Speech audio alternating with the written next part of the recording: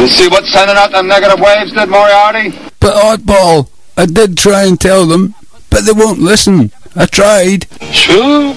But I did try. Oh, man. Don't hit me with them negative waves so early in the morning. But I can't force them to listen. I can't. Always with the negative waves, Moriarty. Always with the negative waves. Have a little faith, baby. Have a little faith. But I keep trying. Oddball, I keep trying. But they won't listen. They won't tune in. They really won't. Why don't you knock it off with them negative waves? Why don't you dig how beautiful it is out here? Why don't you say something righteous and hopeful for a change? Tune in to Awake Radio for your positive waves. You're listening to Shiziz Radio with the widest variety of original music types anywhere in the world, 24/7, all day, all night.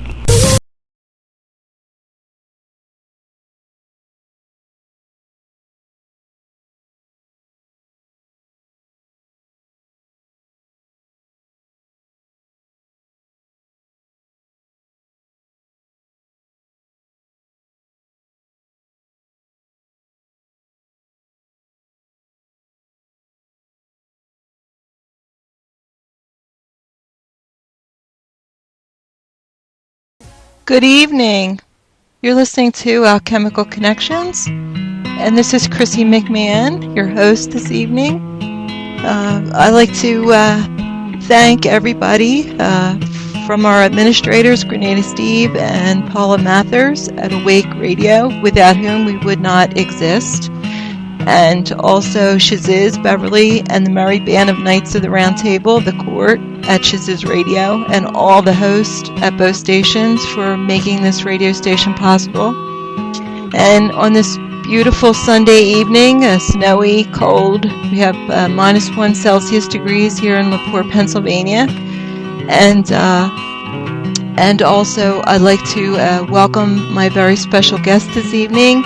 We have Alfred Lambremont Webre III, who is the futurist and who has written several books. Exopolitics founded The Science of Intelligent Civilization in the Multiverse and expresses a positive timeline for Earth. Alfred's 1974 book, The Age of Cataclysm, G.P. Putnam's Sons, Berkeley Medallion, downloaded by donation at exopolitics.com, integrates earth sciences and the psychic remote viewing of Edgar Cayce of a global coastal event and expresses the catastrophic timeline for the Earth, which hopefully we have avoided in a lot of senses. Alfred is the chairman of the Mars Anomaly Research Society, and that's at www.projectmars.net, educating about life on Mars, which he's done a lot of work with Laura Magdalene Eisenhower, and also Mr. You have to help me with this, Alfred. Mr. Bissaggio. I always say it wrong. Bissago, yes. Yeah, wonderful work that he's done. Andrew Bissago, we can't forget him. The wonderful work that he's done in alerting us to the Mars events, along with our good friend Laura. And you were a graduate of Yale University, Yale Law School, and the Fulbright Scholar. Alfred has taught economics at Yale University and constitutional law at the University of Texas. Alfred is general counsel to New York City Environmental Protection Administration, a futurist at Stanford Research Institute, where he directs the proposed 1977 Carter White House Extraterrestrial War Crimes Tribunal.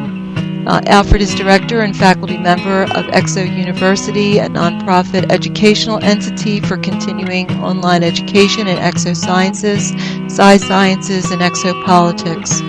And his websites are exopolitics.com, Relations Among Intelligent Civilizations in the Multiverse, www.exopolitics.com, and exouniversity.org, continuing education in exosciences, psi sciences and exopolitics at www.exouniversity.org, and please check out the Wikipedia page for Alfred Webre. Welcome, Alfred. Thank you so much for being at Awake Radio. Yeah, Chrissy, it's very good to be here, and I was very happy to meet you at the Free Your Mind conference this past year. Yes, and we actually met at the first one. Right. I had an opportunity to do a little picture op with you and Laura and some of the other speakers there, and got to actually meet you and get to talk to you at the latest Free Your Mind conference that was presented. A lot of wonderful information, and I have a lot of questions that you kind of sparked my interest from the first one. But tonight we're going to talk about the positive, transformational, or extinction level event of Fukushima, and also hopefully we'll get to talk about your new book, The Dimensional Ecology of the Omniverse. So where would you like to start, Alfred? There's so much to talk about. Sure. Now we have a couple of hours, right? We have as many hours as you'd like. There's nobody behind me. Okay, but so we're not limited. 2 hours. Absolutely. Yeah, good. You know, I think what I'd like to do is to start just by setting some context around which the not only the Fukushima event is occurring, but the whole end game or attempted ecocide and geoengineering and depopulation of Homo sapiens, our species, which the New World Order and their negative dimensional allies, the negative Anunnaki, the Draco reptilians, the Orion Greys, the leftover from the Lucifer Rebellion, and the whole Illuminati New World Order apparatus on the planet are attempting to carry off. And perhaps uppermost in everyone's mind is the Fukushima nuclear global radiation event, which was a false flag that occurred on March 11, 2011, for a number of reasons. Number one, because the data show that it's a very dangerous event. Number two, because there's a very large amount of misinformation and disinformation and false memes and public confusion out there. That, there's no radiation at all. Oh, it's not dangerous. Is it dangerous? I'm panicked. What shall I do? So, but I like to set this also in a larger context, that we live in a multiverse and in a dimensional ecology in which upper dimensional ethical intelligent civilizations that have been responsible for our creation over millennia are very concerned about the fate of this planet and concerned about our fate. And so we're not totally at the mercy of these negative forces. And what we're doing now as kind of the ground crew that's involved here is attempting to coordinate with all of the forces, all of the celestial forces in the dimensional ecology of the omniverse and from the spiritual dimensions, and all of the multiversal forces in the dimensional ecology of the multiverse, all of the intelligent civilizations of incarnating souls from the intelligent civilization of souls that are, here as the Regional Galactic Governance Council of the Pleiadians, the Alpha Centaurians, and other high-level human civilizations that are concerned with our survival. So all is not lost, and it's very important to keep that sense, because one of the prime strategies of the New World Order is to appropriate at all of the levels. They're attempting to appropriate that they're God, attempting to appropriate that they're all the powers of the multiverse, and attempting to appropriate that all of nature serves them, i.e., they're using HARP, so all of the natural processes are out to crush humanity. They're carrying out environmental warfare against the planet, and they're even attempting to use celestial bodies and celestial configurations against us, like the upcoming tetra-lunar eclipses, which some of you may have heard of. And these are 4 lunar eclipses that are scheduled for 2014 and 2015, and that are occurring, I like to call them on universal high holidays. Right. And they just happen to be Jewish high holidays also, but these 2 years, they're kind of universal lunar eclipses separated by 2 solar eclipses. They're called the blood moons.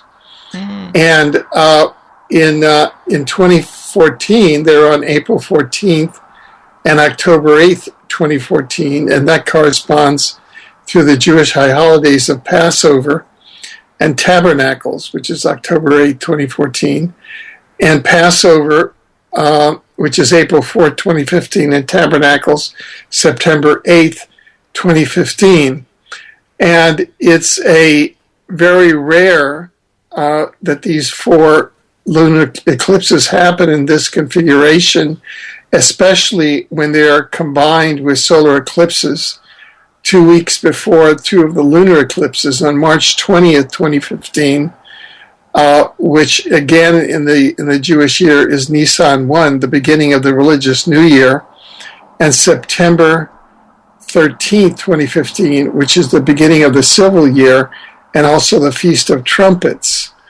And the last time that this happened was the year that Columbus discovered America, which is 1492, and this configuration is not scheduled to happen for another 1,000 years. Wow. So that there are many layers around which this attempted depopulation through the Fukushima radiation genocide is being attempted. And let me kind of take a lot of the suspense away. The fact is that the technology exists in plain sight to neutralize and reverse the radiation globally, so that it is totally harmless. And that can be done through quantum processes, through HARP. There are 17 HARP facilities around the planet, and the irony is that HARP was used to trigger the earthquakes that started this whole false flag. But HARP as a Tesla technology can, through quantum processes and the equals MC squared formula, can reverse the radiation and the harmful effects of the free radicals, which are just frequencies. And so the good news is that HARP may be in the hands of the New World Order now. Perhaps there's some white hats gaining on them or on some of the facilities, but this could be reversed almost instantaneously if we, the people, get control of any of the heart facilities. So, that's kind of where things stand. It is almost like a stock movie thriller script, like a bad script. Yes, a bad script. Because evil has very little imagination. I've come to think, but I just wanted to now. The converse is that. So let's see. Looking at this, so that in terms of people who are looking for power and conquest, it says during the 20th century there were similar signs around eclipses. In 1917 there were 7 lunar eclipses when World War I ended, and the Balfour Declaration was signed allowing Jews to return to Palestine. Between 1948 and 1950, there were 4 lunar eclipses, tetras, on feast days when Israel became a nation again. Of course, that involved the ethnic cleansing of Palestine because 1.5 million Palestinians were displaced in a genocide at that time. In 1967, between 1967 and 68, there were 4 lunar eclipses on feast days, and 1967 is the war that Israel won, and when Israel gained control of Jerusalem. And 1973, there were 7 eclipses in 1973, which was the year of the Yom Kippur War victory. And so it goes on and on. Now, what the fundamentalists are holding is that around these eclipses, there will be a lot of movement. That is, those consciousnesses that are into maybe duality consciousness, maybe attempting to start, say, World War III in 2014 or 2015 on the 100th anniversary of the starting of World War I, trying to use the power of these eclipses. But conversely, lunar eclipses have also been used and are times of great spiritual transformation, so that we who are the light forces can really use these eclipses as in order to focalize and magnify our power and to bring about spiritual awakening and spiritual transformation. And that's what I think that Fukushima really is in essence all about. We started, people can go to ecologynews.com, and we started a project where we asked people, do you think Fukushima is an extinction or a transformation level event? And people can go there, you can see various answers, and we can get into more of the data as we go on, but I'll give you my answer.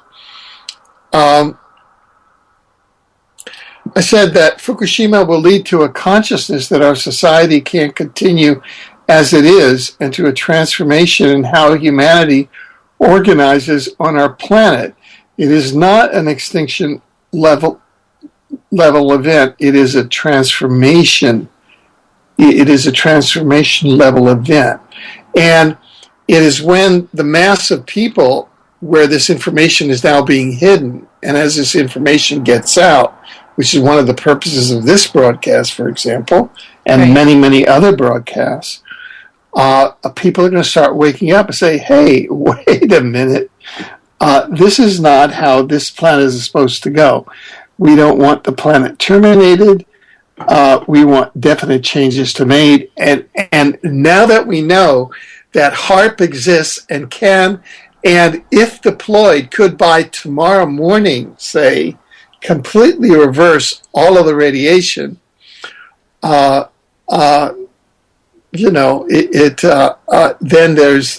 there's no reason to have this. It's like the controllers behind this attempted genocide have attempted to turn the planet into a giant gas chamber, a giant radiation gas chamber. And HARP is the equivalent, we can just turn off the gas and open the windows and there's no reason for anybody to asphyxiate, right?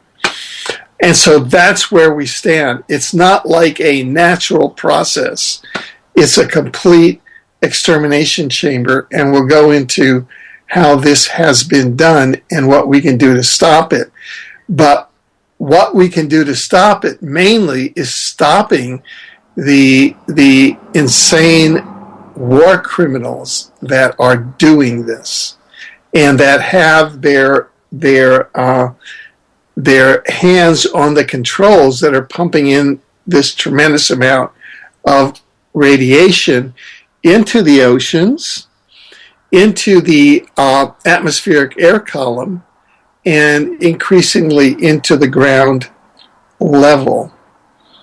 So do you have any questions so far? Yeah, I do, and I don't want to get off track because I think trying to stay focused on what you're trying to say as the extinction level and how we can change it. But while I was listening to you, I was wondering, and you can let me know directly. Everything's manipulated. You talked about 2012 possibly being this year, that the Mayan calendar was correct, but we're reading it wrong, whatever, that this year could actually be 2012. And if that's true... some people hold that. Okay, and if that's true, is it possible now, I'm looking at this website that's showing like 5 or 7 different solar and lunar and everything eclipses are all Jewish holidays. Every single one of them. And it's just mind-boggling that they could actually fall directly on those Jewish high days. Like, how could that happen? And I know astrologically that things like this are possible and it only happens at certain times, but does it give more credence to the manipulation, or should we just expect? Well, no, I think, not everything is dark. I mean, if you look at the Mayan calendar, that was a Pleiadian calendar, and so many of sort of the high dates of the Mayan calendar are set around important galactic kind of markers, because the Mayans had that high a science. And as I understand it, the Hebrews, also have a fairly high science. The Urantia book talks of them probably as one of having the most concentrated set of DNA from the positive Anunnaki. And I'm not saying that, I'm not talking about Zionism and the synagogue of Satan, which are kind of rogue elements. And so you would naturally have all of these, you would naturally have, and the Hebrew calendar is a lunar calendar, so that's why you have so many feast days around lunar events. Right. Okay. Yeah. So it's not necessary to ascribe darkness to everything, i.e., we're on a planet that has been hijacked by a satanic element that goes back to the Lucifer rebellion. Right. And what we had a very interesting set of interviews with, for example, Byron Belitsos. People can go to Exopolitics TV and see them. And that's from the Urantia book strand, which follows things like the Lucifer rebellion and the trials of Lucifer and Satan in the dimensions before the judicial courts of the universe administration. And there, the holdings were that the trial and the verdicts came down to extinct Lucifer and Satan, who were given every chance to say, "Oh, we're sorry that we attempted to take down this quadrant of the galaxy and cause so much havoc. We're on a planet here that has been quarantined probably for 500,000 years or more because of its because it participated in the Lucifer rebellion along with a number of other planets in contiguous solar systems. And that's why this is such an afflicted planet. And so what this means is that we're now in the tail end of the Lucifer rebellion. The negative spiritual force behind it is largely spent in that Lucifer and Satan and the major rebels have been neutralized, as I understand it. And so the people who are still following, i.e. the New World Order and the negative ETs and everything, are kind of going through the motions, but they don't have the spiritual backup and warmth that they've had as they had over the last 500,000 years. So that's why the light forces are gaining so much and why we can speak as openly as we do right now on the planet and why we have so much awareness of what's occurring. And there's an enormous stratification of consciousness going on now in 2014 because we're approaching that time at which the planet begins to ascend into the fourth dimension, out, yes. and there's a separation from service to self souls and service to other souls. So there are all these processes that are happening at once. Beautiful. Well, then we're perfectly at a good place that as we give out this information, we can help other people increase the vibration. And can we do it without the harp? Can we do it vibrationally with just our intention? Is it possible? Well, it could be maybe, and it couldn't be. I mean, it's possible, and we have photographic evidence of this. It's people can actually teleport without a teleporter, mm-hmm. and they can bilocate. But these are, it took the ancient Mayan culture a lot of effort, and a colleague of mine has shown how they used to bind their heads so that their third eyes would be in a would be in it pressed in a certain way, and that was to aid their teleportation and their time travel. And a colleague of mine has photographs. Will Allen has.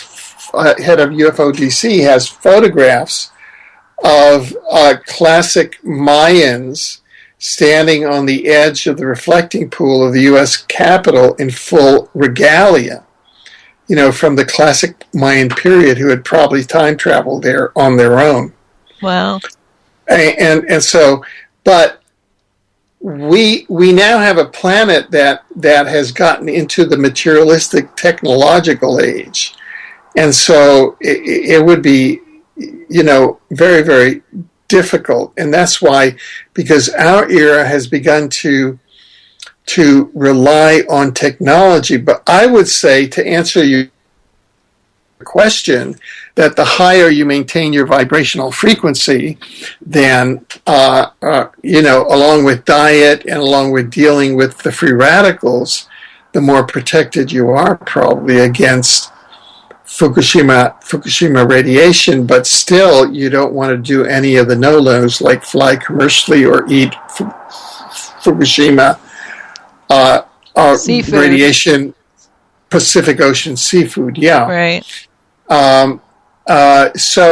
But what I'm trying to give is more of the transformational flavor of how this is really going to occur and how it is occurring. Much more transformation oriented. Once you see, it can be transformed easily if the 17 HAARP facilities, if that Tesla technology is used, then the radiation is transformed. So the question then becomes, who's governing those? Well, the New World Order is, and how do we, the people, get hold of them so we can write it?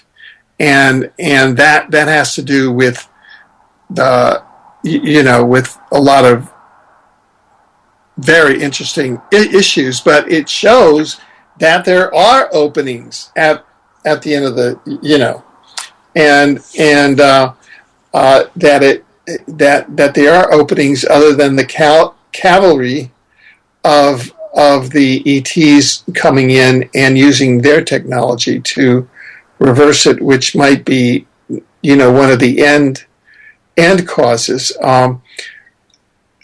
One interpretation of the tetra eclipses with the solar in between is that's when the armies of the multiverse, this is prophetic text, the armies of the multiverses, where we have ETs coming in positively and liberate the planet and reverse the pollution and knock all the negative ETs out. But that can happen through our own awakening. This is going, we're here just going moment by moment. It's really a matter of intention. So what I'd like to say, hey, are you guys ready to visualize our taking over the 17 HAARPs? I mean, by taking over, I mean we the people, the will of the people, where we say, okay, now the HAARP is going to neutralize the radiation, and we're going to be fine. Absolutely. Yeah. And whatever the specific mechanism of that is, through white hats or through a voting mechanism, is there's going to be steps that go through consciousness, but at least we have goals that we can build to, because we have concrete possibilities. Now, what I'd like to do is to spend some time bringing out some new information that people might not be aware of. Is that okay? Absolutely. Certainly. I've been working on this and I've been trying to, but each time I do a report, more stuff comes to the surface. So definitely, Albert, you're one of the foremost promoters of information, you and Lauren Murray, and I want to thank you both for your doggedness of keeping up on this. It's besides all the other things that you do and present, that you've been very thorough in keeping us updated on a daily, minute by minute basis. So continue. Thank you. Thank you. In fact, this coming week, just for background, just to back off, and kind of get an overview. There are three types of radiation on the planet that we're really most concerned about vis-a-vis the Fukushima radiation. The first is the ground level radiation. What is the radiation at ground level? Not only in Japan around Fukushima, but in all parts of the planet. I mean, ground level in California, in Pennsylvania, New York, in Europe, in China, in Africa, wherever. That is where, and the second is the radiation levels in the ocean. And that is right now specifically the Pacific Ocean in a set of currents that go directly from the Fukushima plant, directly over to North America. It's kind of a straight shot there, with certain currents that are bringing over a lot of cesium-137. And number three, the radiation in the atmospheric air column, and that is where the atmosphere all the way up to the ionosphere, which is the highest level of the upper atmosphere right before space. And so it might be that you're walking around and you're getting safe levels in the ground level, but the ocean level is not safe, and the atmospheric air column is not safe because you have the accumulation of atmospheric weapon tests, depleted uranium plus Fukushima.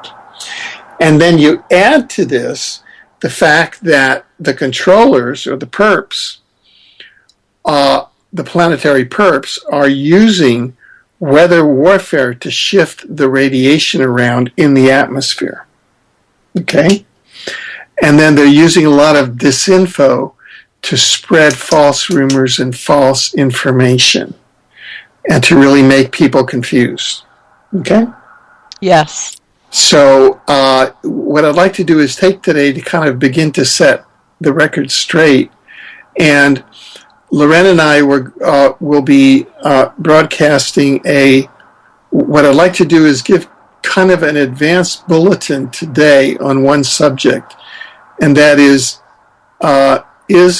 flying by commercial airliners safe anymore? Anywhere. Like, should you get on an airliner anymore? Okay? And we now have hard data on that. And we're going to be coming out with specific programs and articles this coming week. We were scheduled to have taped those this week, and they were disrupted by enormous directed energy weapons directed at Loren and her partner in her studio in Berkeley, California. So these were disrupted, and we've had to schedule them for next week. The amount of disruption by the national security state in order to continue for them to try and continue this attempted nuclear genocide is huge, and that's why people like Loren Murray, who has the expertise plus the courage to go public, are enormously targeted. Yeah, and just let me ask too, wasn't it ironic that this week, Friday, the president came on and is making more stringent rules about how they collect data and how much more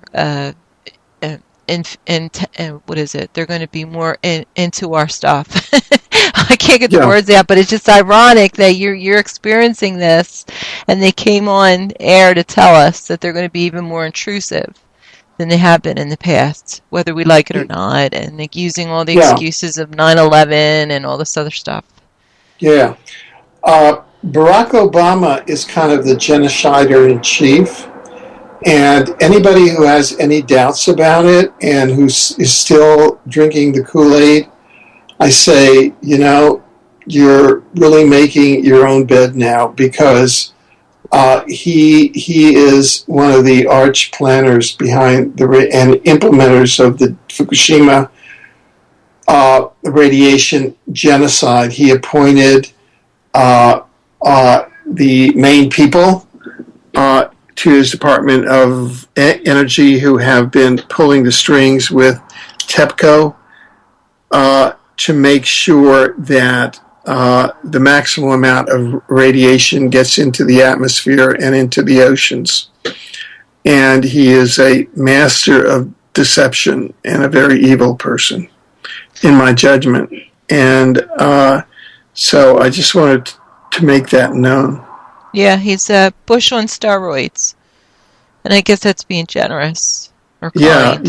Yeah. So he's now engaged in planetary genocide, and if people want to get specifically how the entity known as Barack Obama, who does not exist, it's a created CIA legend, you can go to our website exopolitics.com, and over on the right-hand column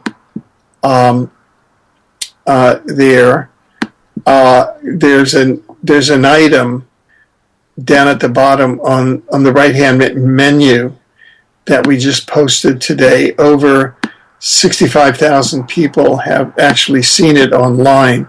It's a 55-slide slideshow how intelligence legend and Manchurian candidate Barack Hussein Obama was created, so that you understand that this man is a genocider and a mass murderer.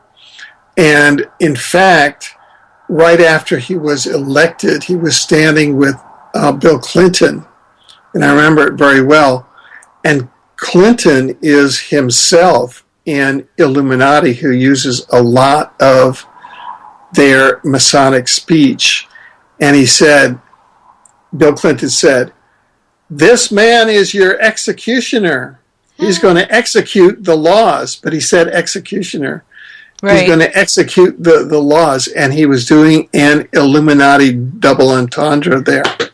And I said to myself, oh, here we go. So these people do it out there in plain sight. In plain sight. Absolutely. And we have to learn the symbolisms without fear of looking into this information, so we can protect ourselves and each other and do something as you've done. Absolutely. Yeah. Well, let me just get. We're going to talk about the 3 types of radiation, and you wanted to.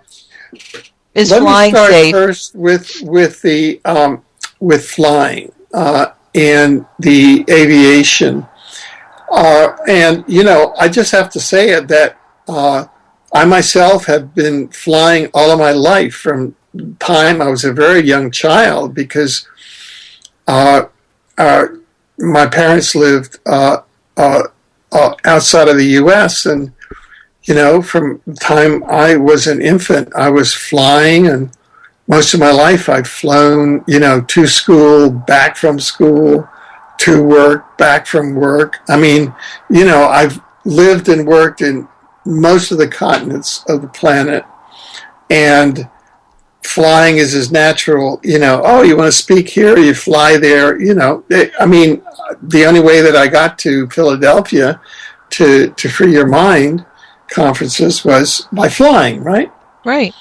So it's pretty natural for me to fly. And most people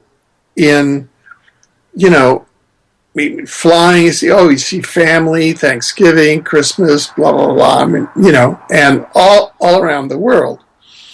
Well, we're now beginning to accumulate data, and I just want to give an advance bulletin tonight. We'll be releasing this with interviews and a lot of printed data. So people, this is like documented.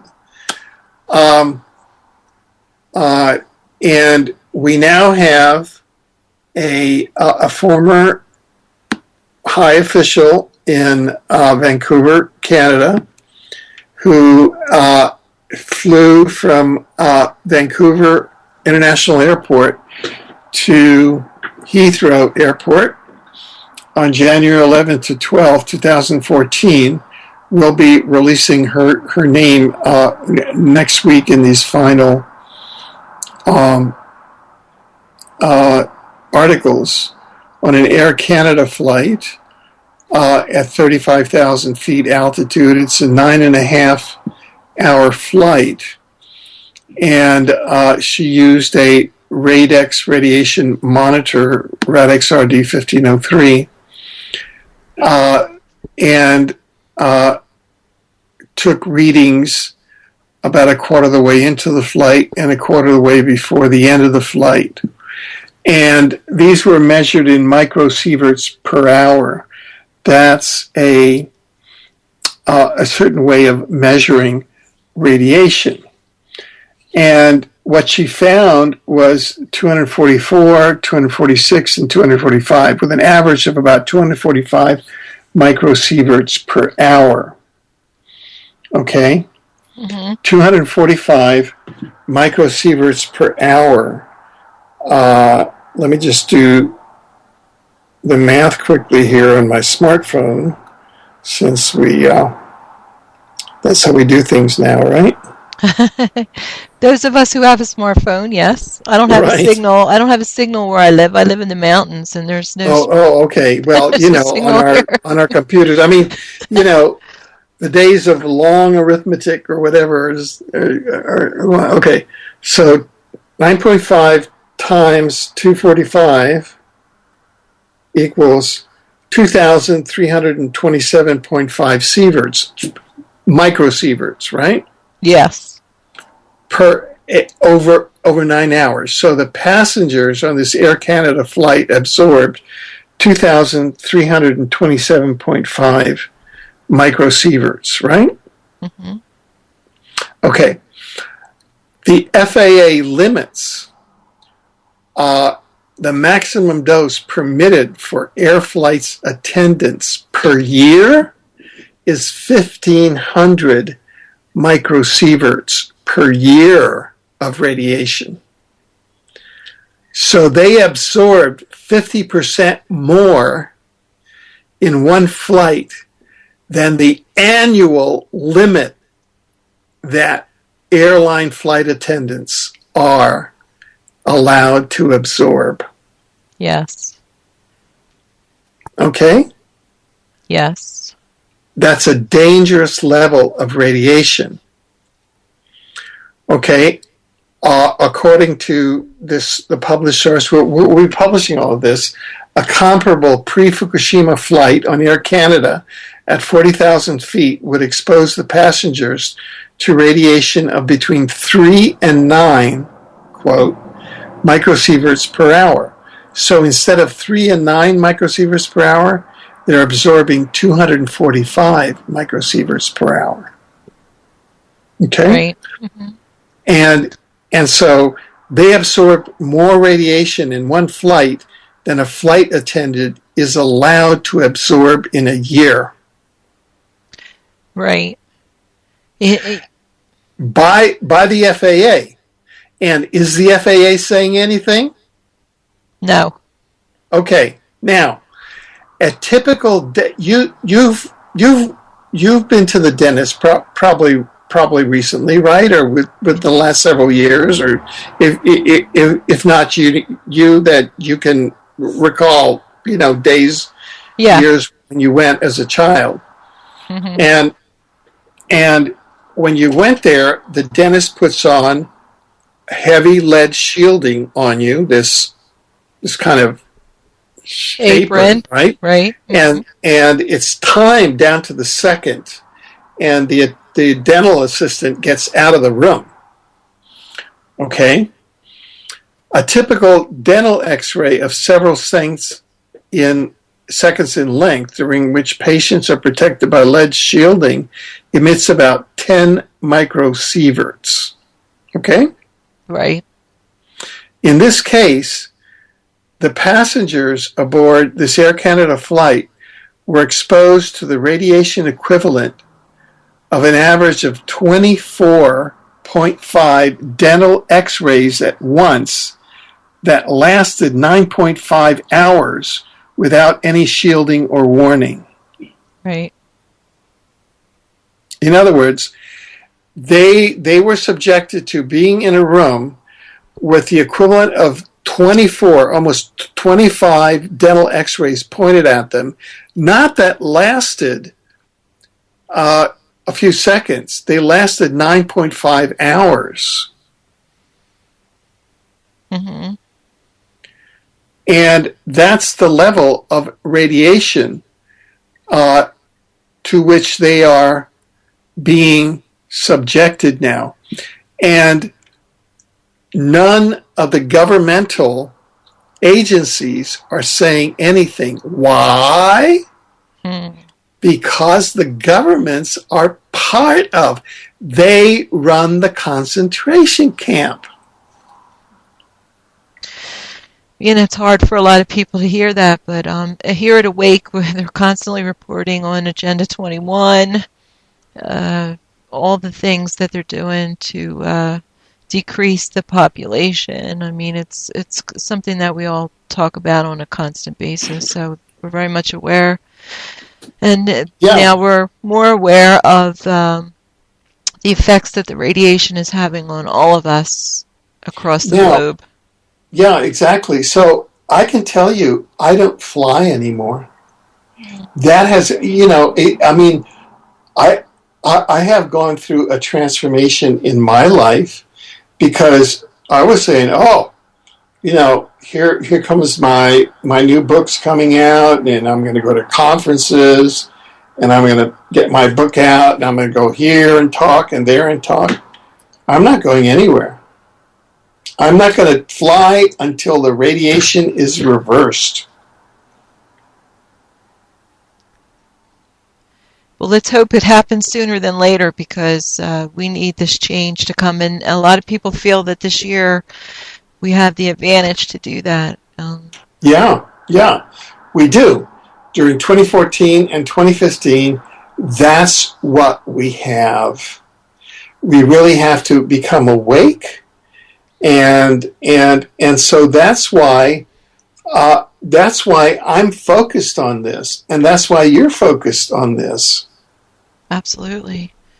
Because it's a point of transformation and change. A point of transformation and change. Now, later on in the week, this week, if we can get through all of the interference that the NSA is throwing our way, so we can't get this programming to you, which I think we will, because every alphabet agency, starting with the NSA, starting with the president, the vice president, and everybody of the United States, the government of Canada, the government of the United States, they're all running the gas chamber. Okay. They're all in cahoots. Yeah. Yeah, well, we have to know that. I mean, we keep getting the message on mainstream that the United States is against China, China's against Russia, and all this crazy nonsense. And I'm of the opinion they're all together, and they're all creating this environment to where that we don't know what's going on, and we're locked in the fear, so we can't operate in our best interest. So I repeat that as much as possible. But I also like to think that we do have the power, and I say this also, that they give us the image, they give us the picture, and we make it real by how we respond to it. So maybe you want to respond to that statement, because I believe that. Yeah, I mean, it's an integrated New World Order extinction event. And it's planned globally. And there's no difference at some essential level. Communism is a creation of the City of London bloodline bankers, the Zionists. Absolutely. Mao Zedong was a Skull and Bones Illuminati Yale and China project. Mao Zedong got his start through a Yale and China Skull and Bones project. Right. It's a satanic Illuminati planet. Now, Lucifer and Satan are dead, or they're off the dock, so they've been neutralized. But the Satanists don't know it yet, or they have no other choice. They're locked in their kind of service to self rituals. That's all they know. Right. That's all they know. They're incapable of transformation. they're locked at best at the upper third or at the lower fourth density. So, excuse me, I'm just going to have some. Would you like to take a break? We're at the top of the hour. No. Okay, go on. Sure. Yeah, continue. Sure. Okay, well, we can take a short break and we'll come right back. Give you about 5 minutes, and and then we can shift to the ocean currents. Absolutely. And so I'll give you my favorite anecdote, and this is how I learn, is just by walking around and seeing what's happening. I was flying from Malaysia through the Hong Kong airport on my way back to Vancouver. Mm-hmm. And I had just interviewed Loren. I'd done two things. I had just found George W. Bush guilty of war crimes for the invasion of Iraq. Right. Mm-hmm. And I was flying back.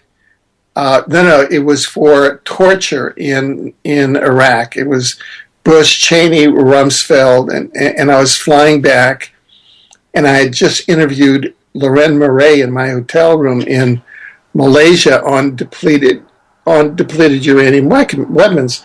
And I was flying back via the Hong Kong airport to Vancouver.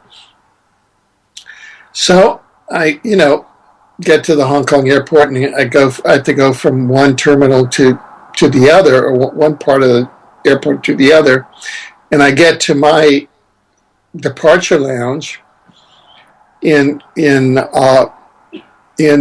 Cathay Pacific Airlines, and there's a platoon of Red Army soldiers with their submachine guns. They are gang stalking me and flashing their submachine guns at me.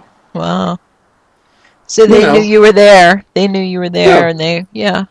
No. I mean, and that's what the NSA and CIA do when they go to the States, is that they send New York City cops, if I'm in New York, to gang stalk and do shit to me. Well, I'm in China. They send. Welcome back to Awake Radio. This is Chrissy McMahon, and we're on Alchemical Connections on awakeradio.co.uk and shizizradio.com. And we are speaking with Alfred Lambremont Webre III, and we are talking about Fukushima. We just discussed is flying safe across the globe, not just on the Pacific, across the Pacific Ocean. And Alfred gave us the explanation of microsieverts that were detected on an air flight across, I believe, the Pacific, and what the limit per year is for airline personnel and what they experienced. And this is information that hasn't been put out there. So we're going to continue. Alfred, thank you for being here and welcome back. Thank you. Yeah. Well, we're now during the break. I was reminded, as you know, Chrissy, we have a number of groups on Facebook that are very concerned about this, and you and I are active in a Facebook group called Radiation Wars, mm-hmm. and there's another one called the Fukushima cleanup effort, and they have a plan A for dealing with Fukushima that I think merits some attention, so that perhaps we could go through the ocean, through the Pacific Ocean data quickly, and then turn this hour to remediation. That is, what steps can we do individually to protect ourselves and our loved ones and our fellow humans, and what steps can we do collectively to do so, and to just Does that sound like a good plan? Sounds perfect. I think solutions are what we're about. There's enough going on wrong in the world. We need to reinforce positive affirmations and solutions. Absolutely. Well, I just wanted to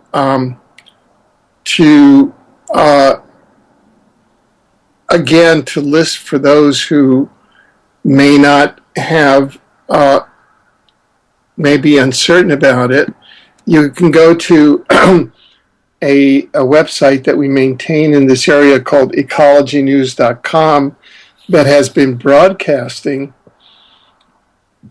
continually on the Fukushima false flag event since it occurred, and has over the past actually it started broadcasting in this area.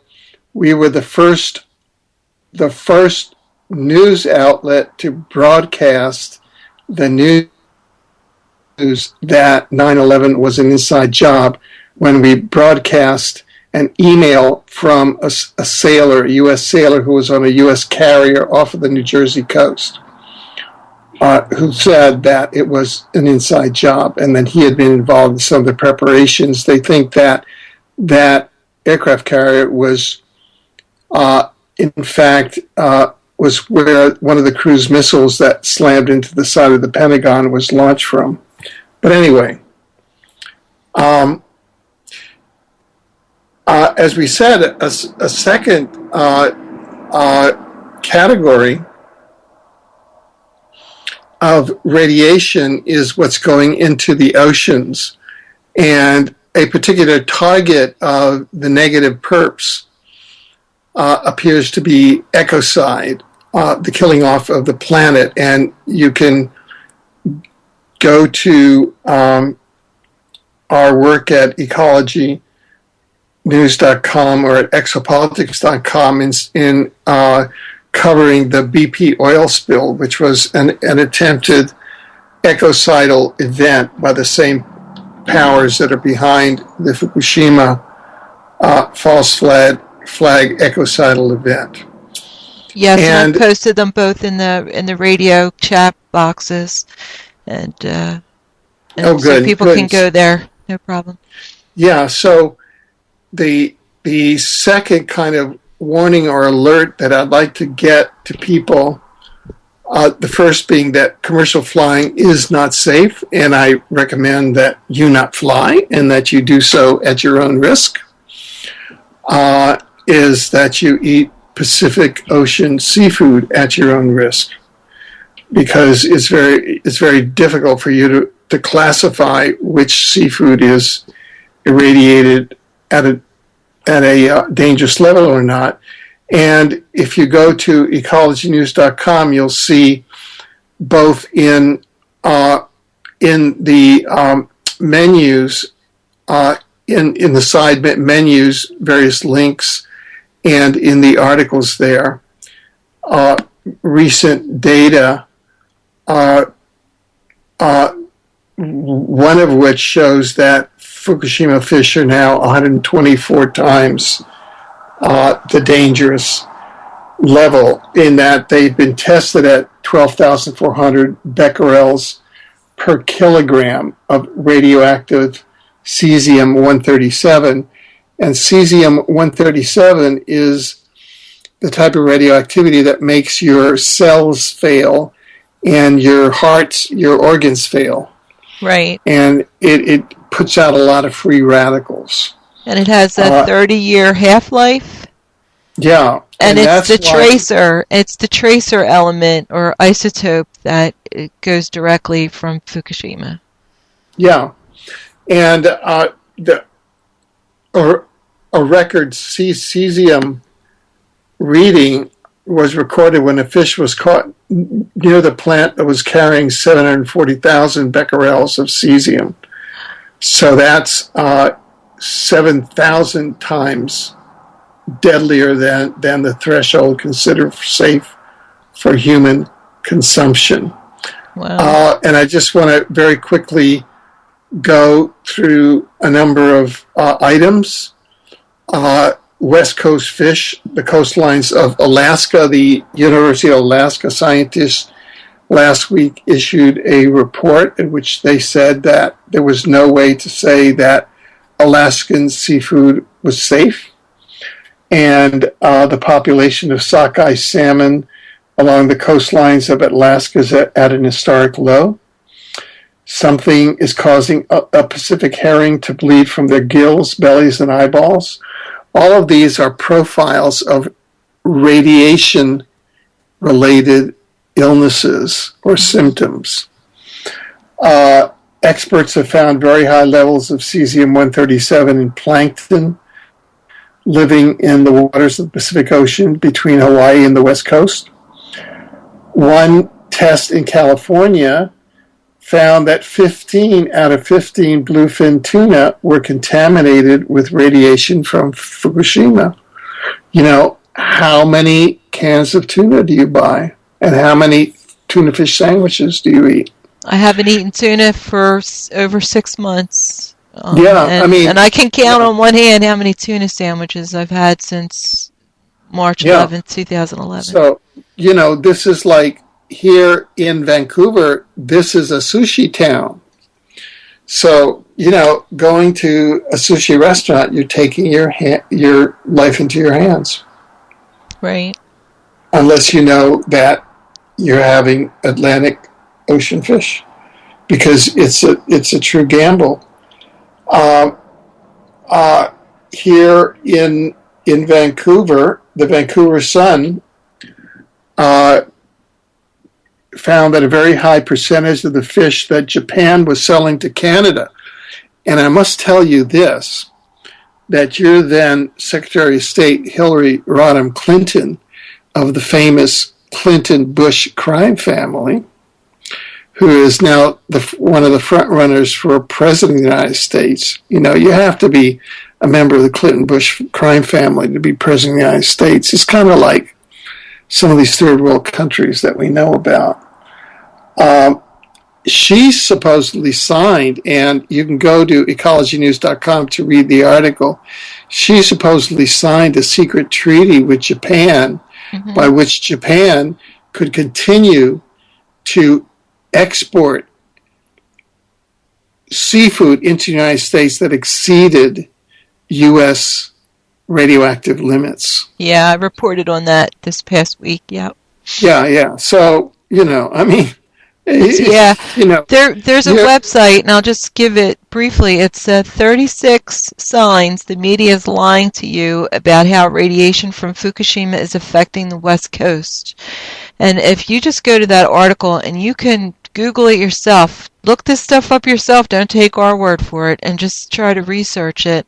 And when you start to learn about radiation and the processes of the isotopes and how they're formed and how this all works against life, you get a bigger picture about what Alfred's trying to tell us about the devastation, the death, extinction event that we're talking about, and it's unbelievable. But I don't want to fill fear into everybody. I want people to be informed. No, this is alerts, okay? Yeah. This is alerts. It's like, listen up. It's like, heads up. I mean, you know, if you almost 3 years, you would go on eating sushi, or you would go on eating your tuna fish sandwich. Right, absolutely. Right? So this is not fear. These are facts. Yes. Facts are not fear. They're warnings. You know, at a street crossing, a yellow light and a red light is not fear. It's a fact that if you put your body out there, you're going to get hit by a truck, maybe. It's a fact. Absolutely. Yeah, and so in this Vancouver Sun, the high percentage of the fish that carried cesium-137 included 73% of the mackerel, 91% of the halibut, 92% of the sardines, 93% of the tuna and eel, 94% of the cod and anchovies, 100% of the carp, seaweed, shark, and monkfish. Fish and chips. Right? Right. Yeah. Everything you want to eat. Either mackerel, halibut, or cod. And you just want to reiterate that if it's in the air, if it's, it's affecting flights, it's in the ocean, there's nowhere to hide. There's nowhere you can move to escape from this. I think that should also be. Well, I just want to say this, that what we're trying to do is be as exact as possible. Right. I.e., we're trying to show the dangers in Pacific Ocean fish, and we're showing the dangers in the atmospheric air column, i.e., when you're flying at 30,000 feet. So those are two specific areas. At most of the ground levels so far, we're still getting safe readings. For example, Loren Murray every day takes a ground level reading in Berkeley, California, and that's still at 0.3 becquerels, whereas pre-Fukushima it was 0.13 becquerels, so it's still within safe limits. Right, but she also did an amazing expose of the damaging mutations in life forms that are out in California. Her and a young lady, Christina Solo. They did a wonderful 4-part interview, which just gives wonderful information, which I play frequently. Oh, good. And there's a lot of information in that 2-hour interview that just shows the signs of what they are experiencing in California and around the world. Yeah.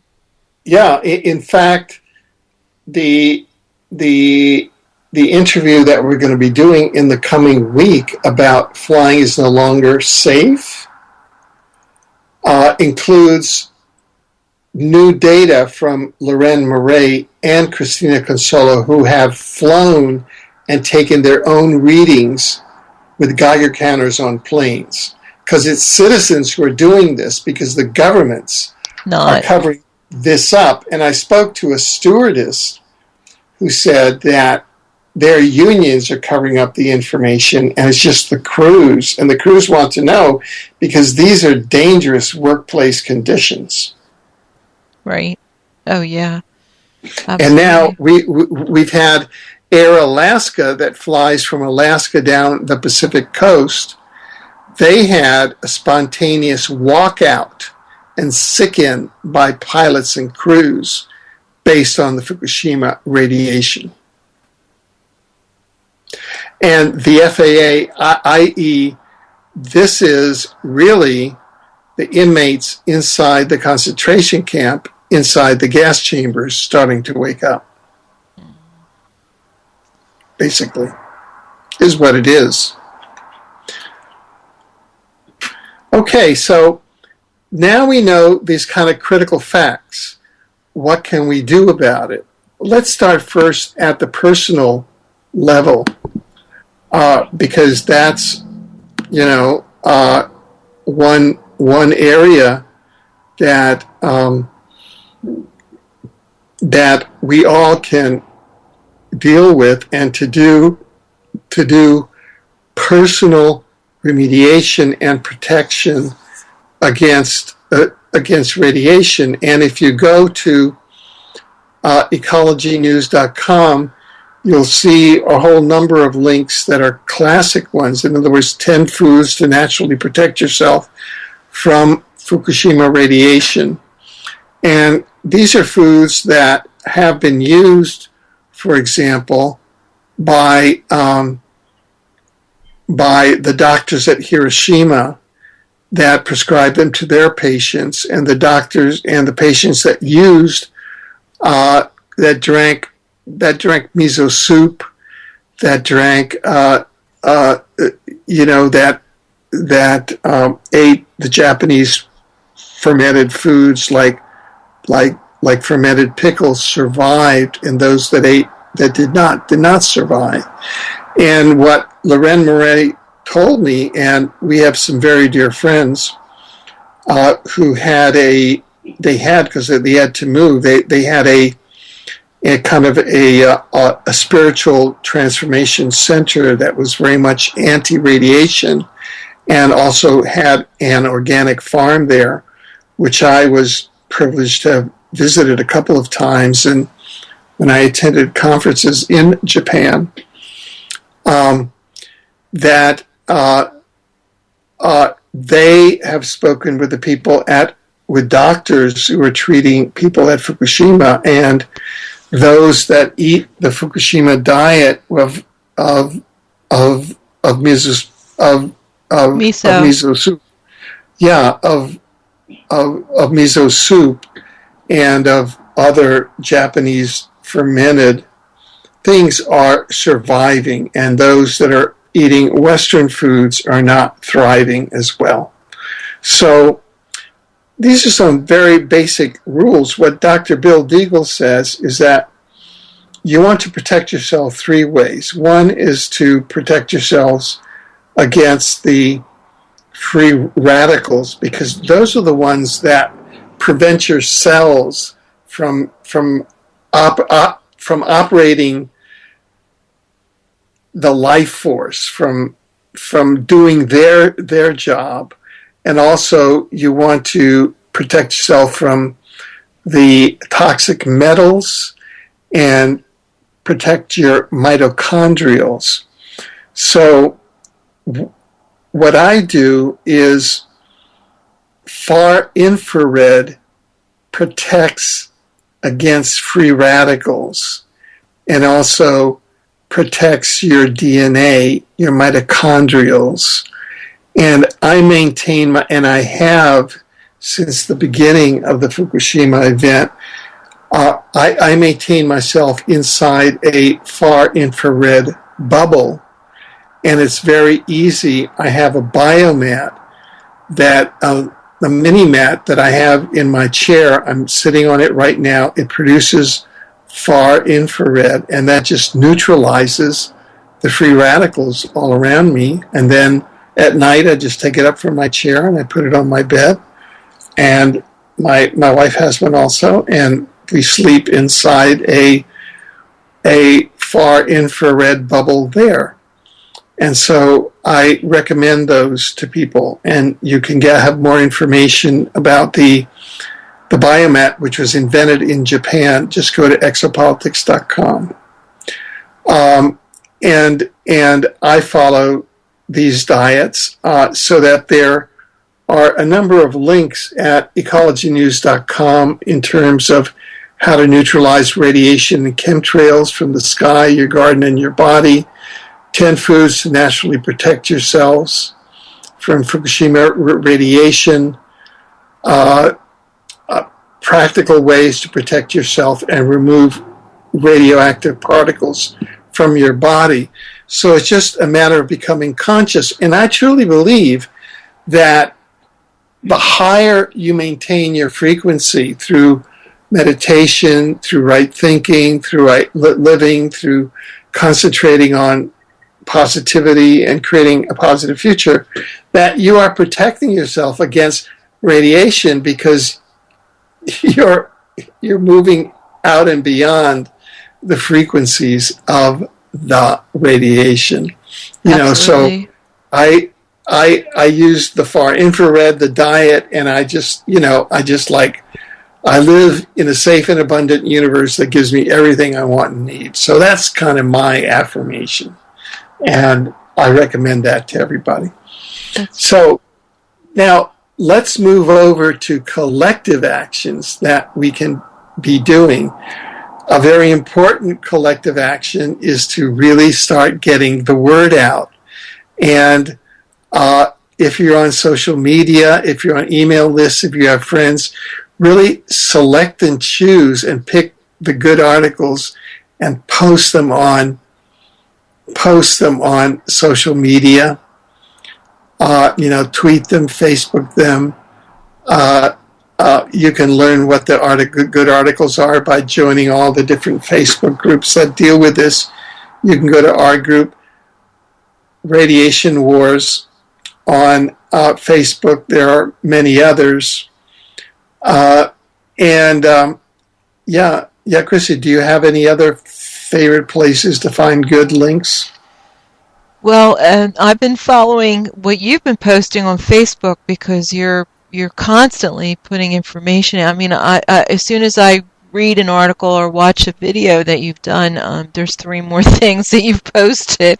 So I have a hard time even keeping up with what you're posting. And one of the things that I do is I always try to look for a date, and I try to look for other sources that the information comes from. So I'm really, keeping an eye on where the information's coming from. And as you said, trying to be factual. There's a lot of videos and information that's put out there that's kind of sensationalizing the dangers of the situation. But I try to be more focused on trying to educate what is radiation, what are the different isotopes, how do they affect the body, and stuff like that. So I've been Googling information that specifically talks about fission materials, and I learned so much about why there's steam coming out of the reactors right now, because the gamma rays are evidence that they've admitted to that there is nuclear fission actually happening in the pools. Now, are they touching each other, or is it because of the protective coating is coming off of the rods? Like, we don't know, because they can't even get equipment in there to look. So the fact that equipment cannot withstand going into that situation so they can record and measure, is just blatant information. And the more you research this for yourself and understand it, the more you become aware of the seriousness of what we're talking about. And I admit, last year I knew it was important. I knew that people should be aware of the situation. But since November 18th, when TEPCO decided to make their cleanup public, and the futility of it, even to where they made a little video of how they're going to do that. It's just, the whole thing was just unbelievable that they would even put that out in the public. My education has been self-propelled in trying to promote the information and put the information out there, but to do it in a way that I'm making sense, and I'm giving factual information, encouraging people to continue to look this up themselves. So that's one of the ways that I've been approaching this, and encouragement from many people who understand the seriousness of it. So I hope that helps. Right. Well, now, transitioning now to what can we do about this collectively to turn off the gas chamber, right? Right. And move on with the normal life of the planet. It's like we're caught within this nightmare endgame of psychopaths that have hijacked the spaceship Earth, right? Mm-hmm. That's the essential situation. Renegades and psychopaths have hijacked the spaceship Earth, and they think it's their destiny, and they're just psychopaths. And so somehow we have to get control of the gas chambers, turn off the gas chambers, and move on with toward the paradise planet that this really is. Okay. Mm-hmm. So there are various levels of this, and there are various plans that have been proposed. And one plan they're calling Plan A, the Fukushima cleanup effort, has been updated as of December 21st, 2013.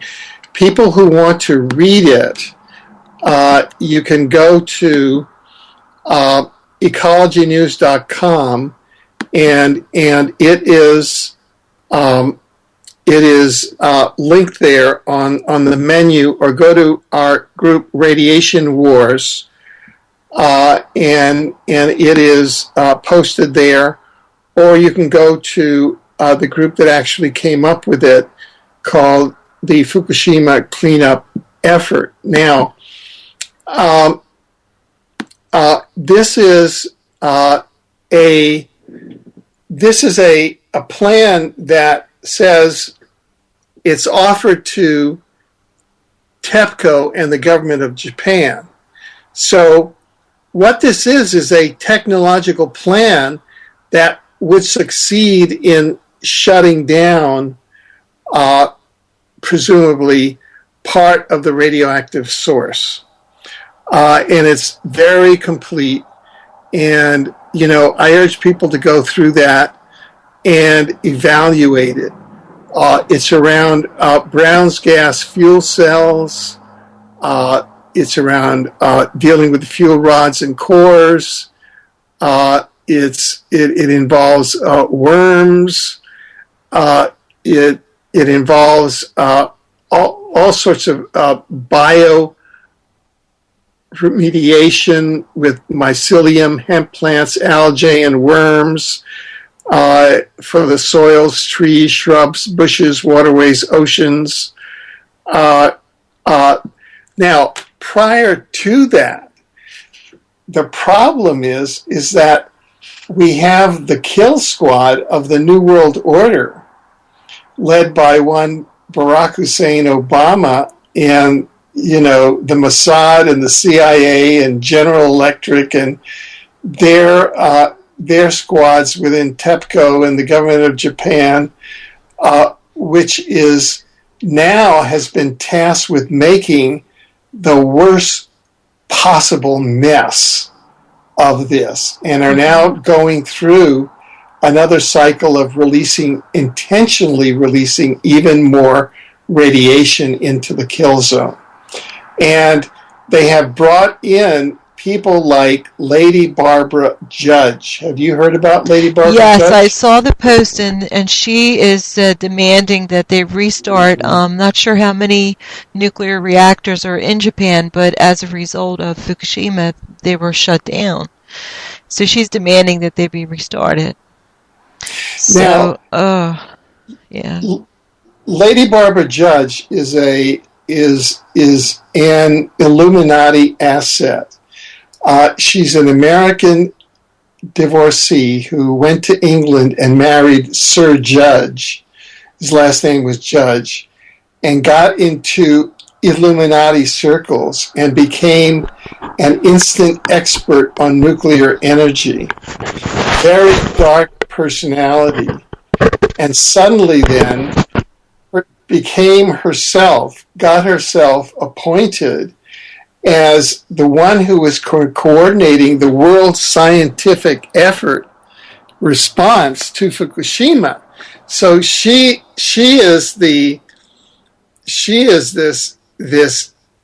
kind of horrific person who's really tasked to repel any positive solutions like the Plan A or like any other plans.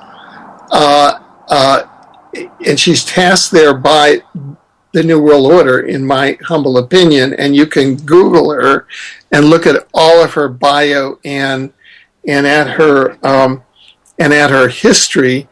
When Anya Briggs and I, journalist and psychic Anya Briggs, I was interviewing Anya, and she was doing an expose of Lady Barbara Judge about 6 months ago, and the NSA shut us down completely. We couldn't even broadcast on Skype. We couldn't broadcast on YouTube.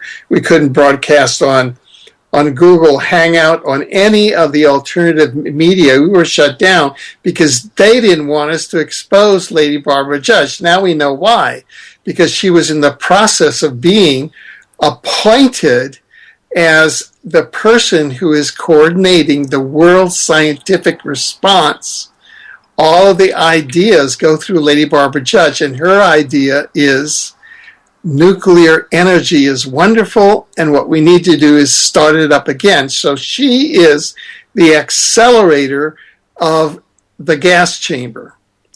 And all you have to do is bring her up and look at some of her videos, and you will get instantly why the Illuminati have put her as a front person in this, so that one can come with all of these plans right now, and if one doesn't know that it is a fortified black op, and that somehow these individuals are in there on a war footing level in terms of being military intelligence agency assets, then it's going to be very difficult to get them out. I mean, in Japan, what the perpetrators are doing now is they're just freely taking the imperial family and flying them in and out of the radiation zone and making them intentionally radioactive, so that all generations of the Japanese imperial family, the emperor and his son and the daughter and their children, are now becoming irradiated as public figures. It is a complete decimation of that country, and now a decimation of the United States by the New World Order operators. And so what we have is a level of awareness among, the light workers and the people in the nuclear anti-nuke energy movement, and we know that those who are spiritually and extraterrestrially conscious, we know that it's possible that there may be interventions. I know that there was one regional galactic governance council that I interviewed the contact with that. He was a lifelong NORAD officer, a Canadian from Winnipeg, based in Winnipeg, Manitoba, and his job at NORAD was to direct the NORAD response to UFOs that would intrude into the North American airspace, so that he was familiar with extraterrestrial spacecraft and their kind of, interdimensional observations and flying in and out. Well, after his retirement, he became a contactee of the Regional Galactic Governance Council that includes the Alpha Centaurians, the Pleiadians, the Sirians, and others, who as a consortium are reported to have created Homo sapiens as a 12-strand DNA light beings in the third dimension about 400,000 years ago, prior to the Anunnaki intervention about 280,000 years ago. So they have a stake in our survival, because it is rogue interlopers in terms of the Anunnaki renegades, in terms of the Draco reptilians and Orion Greys, who are trying to flip this quadrant of our solar system from human planets into reptilian planets that are now terraforming through the radiation and through the New World Order. Would that be Stanley Fulham you're talking about, or someone else? Yes. Yeah. Okay, yes, I have Stanley that article, and I will post it. Yeah, so what we have coming up over these coming years, when there are all these astronomical configurations like the tetra lunar eclipses that are fundamentally help spiritual awareness, because what's going to get us through is that humanity's consciousness expands, and humanity becomes more aware, so they can grok the fact that we're on a spaceship that has been hijacked, and that we have the spiritual heritage, which is positive, and that this radiation can be turned off by reclaiming our legitimate governance. So it's just a matter of consciousness, right? Yeah. And so included in this is multi-dimensional events that may be happening. So we went to, as part of the projects, asking, is this an extinction level event or a transformational event? We have been in touch with alternative type of researchers, hermeneutics experts, and extraterrestrial researchers like Mary Rodwell and others, to see, well, what's going to be happening. And in the case of Mary Rodwell, she has investigated more than 2,000 cases of primarily crystal kids. These are young children who are, say, at best, we're kind of early indigos, but these are kids that come in with, hyped up chakra systems, they're up to 6 strands of DNA that are active, or maybe even, 12, who knows. And they go up into the ships at night, and what the ETs tell them is that we're going to have a global shift in consciousness of a positive nature. And they say, well, and again, this is a non-local and non-temporal phenomenon, so that to give dates to it is kind of antithetical, but around 2017 in our time. But again, you're dealing with a non-local event. So that the positive signs are that humanity may be expanding its consciousness at the time when it needs to wake up, when we need to change all of these things. And that's the function of all of these crystal kids coming in now, that they really are the aware and awake ones. Like we came in as early indigos, the kind of, and we're up there now kind of trying to using, speaking out and saying, hey guys, we really got to get it together, So anyway, that's a very positive view. Now, I'd sort of like to stop here and let you ask questions, Chrissy, as to any gaps that things that I've left out, or, I think areas that I have not covered. Oh, I think you just leave it open for more information, I think, but more will be revealed. And I wanted to know what hermeneutics was, because I wasn't conscious of that word, and I did Google it, but you can explain it. And all this information is available on your ecologynews.com portal. Very concise article that you have. It's ongoing. Go ahead. Yeah. And I update that daily, not only the article, but also the links there, so that the best information, and we stay away from disinformation. Right. Hermeneutics is something that I've been doing for about 40 years, and it's the interpretation of prophecy. And Sir Isaac Newton, the great physicist, considered hermeneutics to be his greatest accomplishment. And again, that's being able to look down into the warp and woof and the inner codes of the universe and the multiverse to see how inner events are structured.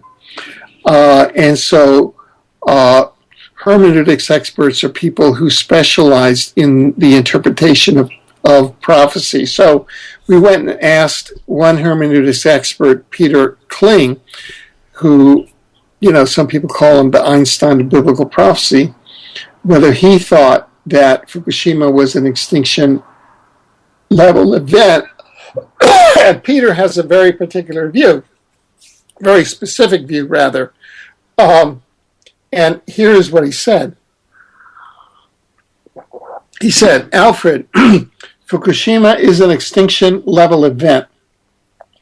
As we know, it happened on an alignment with Comet Elenin, and is most likely a man-made event using HAARP and tsunami bombs. The results officially now fit the prophecy at Revelation chapter 8, verses 10 to 11. 1/3 of the Earth's drinking water is now contaminated with Fukushima radiation, as per a report I read 2 to 3 weeks ago.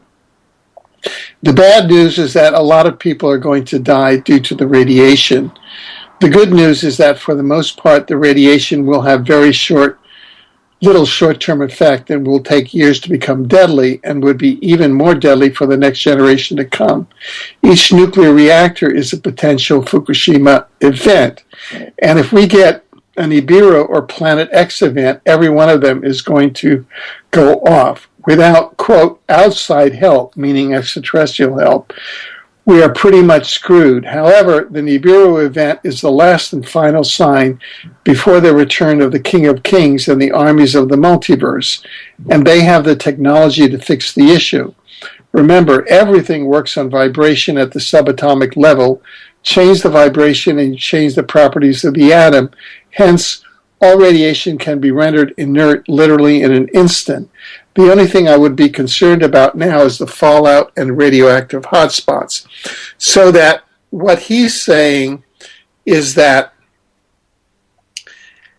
yes, it looks like we're trapped here inside the gas chambers, but the prophecies say that the positive forces are going to intervene, and they have the technology to reverse this.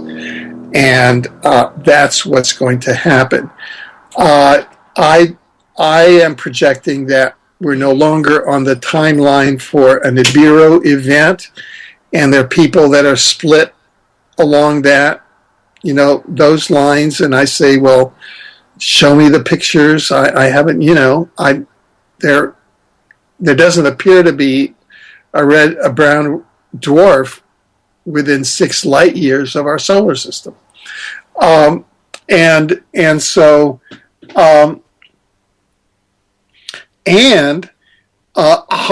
can neutralize the radiation. So we know that we have the ET backup. Well, let's just start pushing and deconstructing the New World Order as much we can. Now, they have their backs up against the wall. They're going to be trying to destabilize the economy, trying to, do all this stuff. Dr. Bill Deagle thinks even that in the United States, the faulty rollout of Obamacare, and Obamacare itself was designed to maximize the negative impact of the radiation genocide. And Obama knew that, Yeah, well, so he's given. he's a mass murderer. Yeah, and so people don't want to recognize that, and all I can say, people in the Soviet Union used to say, "Oh, if only Stalin knew," and meanwhile, over 25 million people were killed by this psychotic in power. Oh, if only Stalin knew, these excesses would stop. And it was Stalin who was ordering the excesses. If only Obama knew. If only Hitler knew. Oh, yeah. Yeah. Well, we have less than 10 minutes left, and I really did want to get to the MT Keshe part of your article, because I did watch your interview with him that you had done, I guess it was last year. And it's so interesting, and his declaration for 2014. And alternative energy is one of the things that I really try to focus on. I'm trying to get more more focused in how I'm approaching media. because I tend to be all over the place. But alternative energy is one of the things that I think it goes hand in hand with this. So maybe you'd like to give us a brief overview of sure. participation. They're just there's just a few minutes left.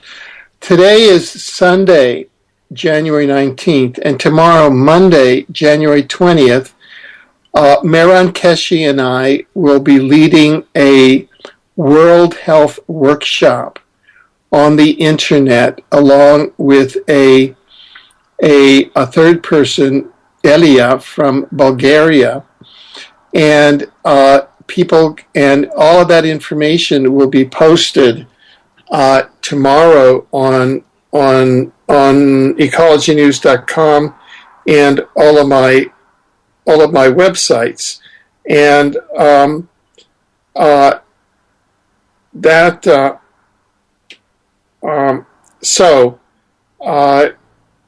Excuse me. So we will be on a workshop with Mehran Keshi, and Mehran Keshi's approach is essentially using something very similar to Tesla technologies to neutralize the radiation, which now exists in HAARP. And so there'll be 3 parts to the workshop. I'm going to open it up by talking about the actual, radiation warnings and readings that we have. Then Elia from Bulgaria will be talking about the health effects, and then Mehran Keshi will be talking about the approach using technology. Once again, his approach is to, bring the technology to Japan, to TEPCO, and say, why aren't you using it? Again, in the end, if it's Tesla technology, HAARP can do it. So whoever controls HAARP can do it from the ionosphere. It doesn't need to ask permission. Right. So that's basically what's going on there. Great. And if you'd like to just give us some final statements, I think you've been very thorough in your outline of how we can change this collectively on a personal level, what we need to be aware of as far as food and environment is concerned, the 3 types of radiation. I mean, it just outlined so much that has been overlooked, but it's been more factual, a factual outline of what is happening. I think that we're on the edge of probably a very large challenge, and both World War I and World War II were large challenges to the population, but the Illuminati used the governments to enroll the people, so the people thought they were fighting for a great cause. But now the governments are using the technology to exterminate us directly, like if we're some kind of insect that they're exterminating with insecticide. And that's a very difficult concept to grasp. And people are in our technological age, type A personalities are, I got to catch the flight to Cleveland. I mean, it's all part of my job, right? And people are, they don't know, they haven't thought outside of the box to what if the whole world became a gas chamber and that the governments of the world were trying to kill us? And what kind of out-of-the-box thinking, how do we organize around that? And so it's going to take a lot of open-mindedness, a lot of hard science. I know that in the field, I mean, a lot of my colleagues in the field are much more hardline than I am, and they think that it's a it's an extinction level event, and there have been instances of people who look like gray ETs who have been time travelers that have come back in black budgets over the past 10 years to say, we are from the future. There was a huge environmental catastrophe on your planet, and we devolved into these kind of, they look like gray ETs, but they used to be human. And we're coming back to warn you. Well, we're not getting the message. So are we the last generations of humans?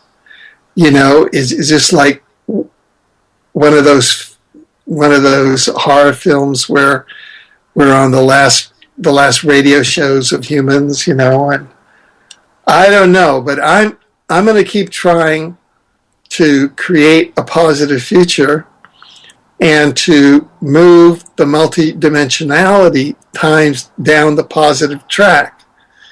And I ask everybody to join me and to join us all on that track and to get out of business as usual and cynicism, because there's no future in that.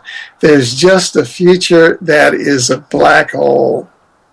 Absolutely. So, again, thank you. And if you'd like to give us your websites and any other information. Yeah.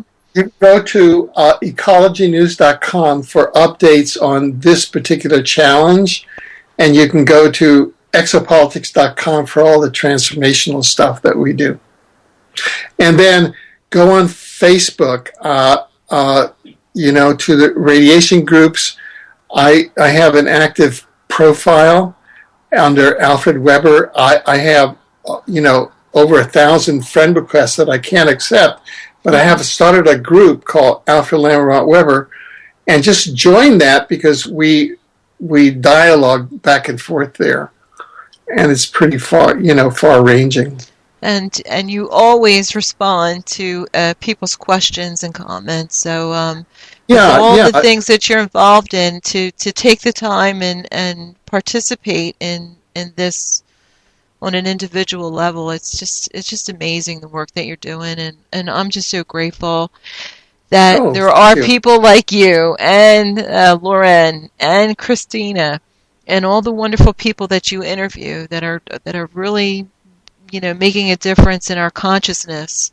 And I think we need to remember that and I want to say this before we say goodbye, that the fact that they're doing all these things just points to me the superiority of us as a species, like how important and how wonderful that we are, that we probably can affect the change with or without the technology, that they have to go to such great lengths to keep us down, to keep us, blinded, sheeple, whatever you want to call it, to keep us ignorant of the truth of our existence, of our history, our past, and our future, and our present. So thank you, Alfred, for really just verifying so many things for me, and for giving such a concise report, up-to-date factual information of Fukushima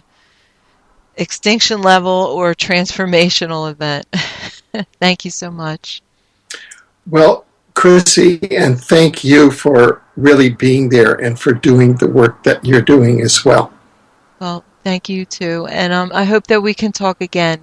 This is very important. I'd like to continue the dialogue and bring more people into the conversation. Thank you. Excellent. Well, thank you, Alfred. And there you have it. Mr. Alfred Lambremont Webre III, extraordinary futurist, author, just amazing human being, individual who is enlightening all of us as are many other people around the world, to not just Fukushima, but to our existence, to our place in this multiverse. And we're so grateful to have each other in this. Although it's an amazing time to be alive, there's unbelievable things afoot. So as we become aware and understand the facts, that we're more armed to act responsibly and to do something proactively, and to make the change and make this world as beautiful as we would like it to be, always. So thank you, Alfred. Thank you so much. Thank you. So that's a wonderful conversation, and just wonderful information that we have been provided. And I don't know where to go from this. It's just absolutely amazing. So we're going to do a little sign off from Alchemical Connections. I want to thank our listeners. Thank everybody for participating in this conversation. Your energy will help promote this, and this will be available as soon as possible before tomorrow afternoon. And thank you all for listening to Awake Radio and Shazuz Radio, and I will be right back.